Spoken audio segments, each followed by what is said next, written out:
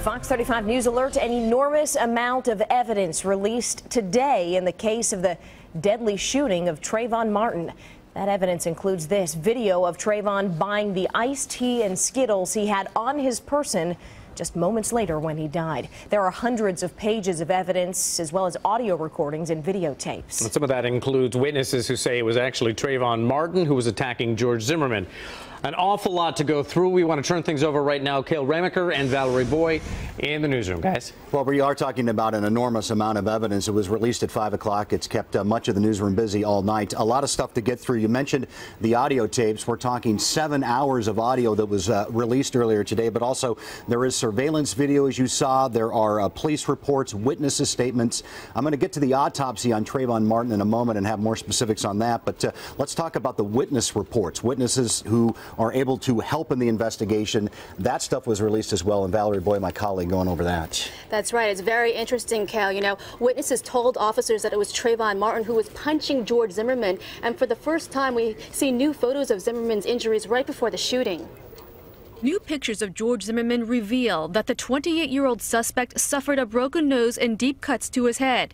These are injuries which Zimmerman says Trayvon Martin caused during a fight on February 26. Zimmerman told police he shot and killed Martin in self-defense with his 9mm semi-automatic Luger. Prior to the shooting, 17-year-old Martin was caught on surveillance at a nearby 7-Eleven buying Skittles and iced tea. Documents state he had $40 in his pocket as he headed back to his father's friend's place on Retreat View Circle. That's when Zimmerman called 911, concerned Martin was acting suspicious. Shortly after that, a fight occurred. According to witness statements, it was Zimmerman calling out for help. He was a Hispanic guy with a red sweatshirt on the ground, yelling out help. And then, I tried to tell him, get out of here, stop or whatever.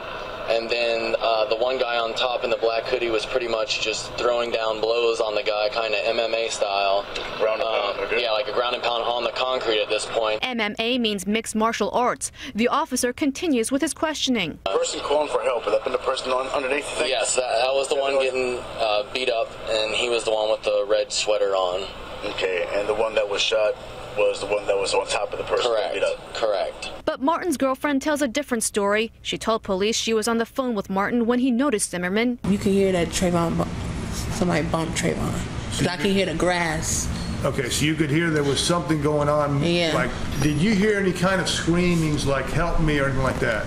No. You could hear it was Trayvon saying that? That's why I was calling his name. And he was saying what now?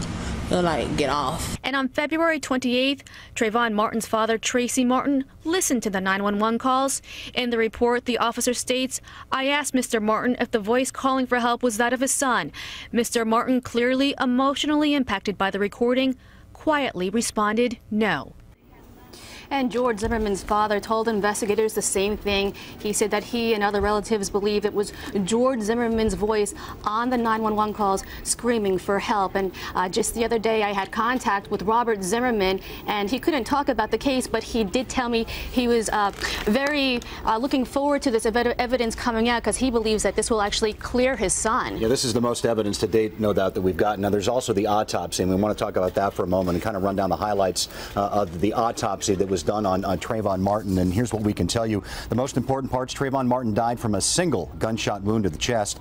The bullet entered ½ an inch below the left nipple. It went into his right ventricle of his heart. There was no exit wound.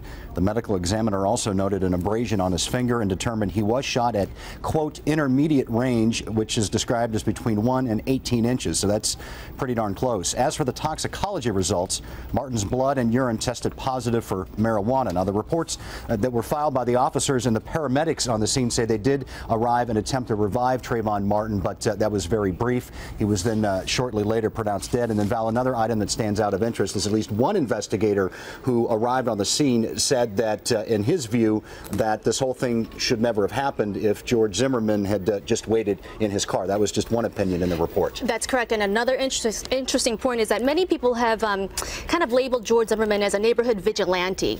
But in reality, both the HOA and the police department recognize him as a neighborhood watch leader. Right. Not a vigilante, but a watch leader. A difference definitely in the definition there. Exactly. Val, thanks. She will be back at 10:30 with more details on the information released. But for now, back to Bob and Sunny. Gail, thank you. By the way, in the meantime, you can review more than 100 pages of the potential evidence that was released today, as well as pictures of George Zimmerman. Just go to myfoxorlando.com.